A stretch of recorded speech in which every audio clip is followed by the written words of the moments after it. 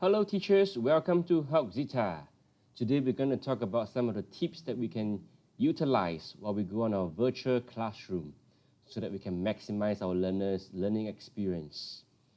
So when you launch on the Hoczita, first of all, we'd like to recommend you to use our Internet Explorer browser here because Hoczita's virtual classroom works best on the Internet Explorer browser. So make sure you on this browser, and when you're at the teacher's page, 30 minutes before the class starts, you have the enter class here. So just click on it 30 minutes before to enter the class so that you can upload your presentation file and prepare for your class.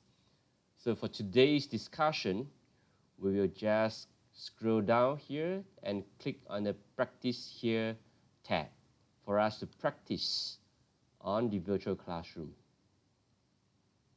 So once you click on the virtual classroom, it will launch the platform. Right?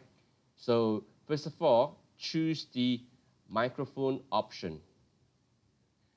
Allow the virtual classroom to use your microphone.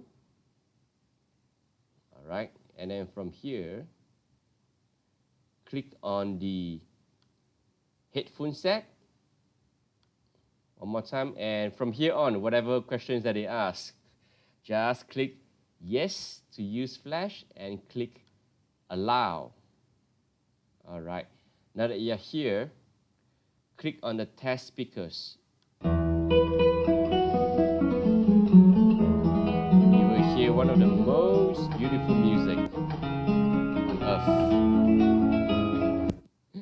So, loud and clear. Next, click on next to test the microphone. So at this point, you should hear an echo. If you hear that, click yes. You are currently the only person in this conference. Beautiful. All right.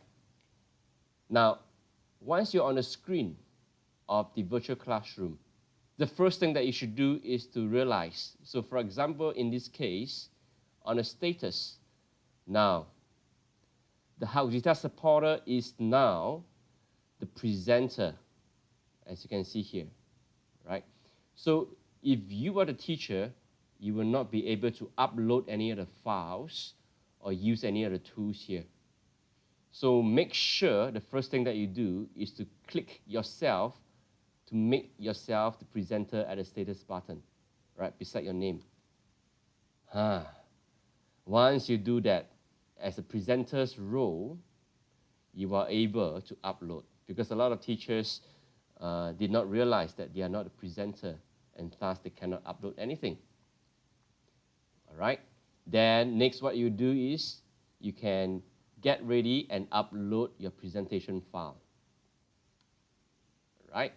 So just click this button and select the file that you want to present. All right, I got my file, double click on it, and I upload it. So what it's doing now, it is converting your presentation files into PDF files. There it is. All right, once you're ready to do it, the next step you can do is to then turn on your webcam. Share your webcam. All right, so this is you. Check your dressing, make sure it's prim and proper. Check your hairstyle, make sure it's nice and tidy. Once you're ready, smile and share. You're live on air now. Woohoo! All right, next. So this is the first slide that I prepare as a cover for my group class, or it could be a one-to-one class. Now, for those of you who don't have presentation slides, it's okay. And it is highly recommended that you can upload some of the empty or blank slides to use as a whiteboard for you. So for example, I can click on pencil to be able to write or draw freehand. And before I draw, I like to select a color that I like, maybe red color. And I like to choose a font size or the thickness of the lines that I like. Maybe here I will choose thickness 16 Cool. Now I'm ready to draw. So I will say,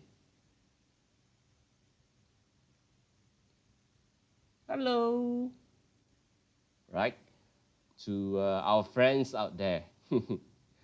Or, I can just, do any drawing that I want to illustrate my point. Right, there you go. Make more friends. As you can see, I'm one of the best artists around. Okay, good. Next, you can also use highlights. For example, this is a box highlight to highlight some of your points. Yeah. Okay, I create the annotations. Now, let's say I choose blue color and I use a circle. Yep. Circle it. I can even, draw lines to highlight it, some of the words that you really want to stress, right? And for those of you who are not confident about your handwritings or your drawings like me, it's okay. You can just, click on the text box and text. For example, give me some examples from your students, and as they give you the answers, you can just type it out here. Right? So just play around with the toolbar here. It's very beautiful and interesting to play with. Yep. And as I say, once it's on the virtual classroom, it is on PDF. So it doesn't really support the animations from your PowerPoint slides. And what you can do is to split your slides into 2 different slides to illustrate some animations if you want to. So for example, this is slide 1, whereby the apple is here. And then you can put slide 2, where the apple drops down, like that. Right, to show some animations to make it more interesting. Next, if we have a question like A, B, C, or D, and you want to entice more interactions from the learners, you can use the live polling. So here, I can start the live poll. It can be a yes, no, true, false, or A, B, C, D. So here I have 4 options. I will choose A, B, C, D, right?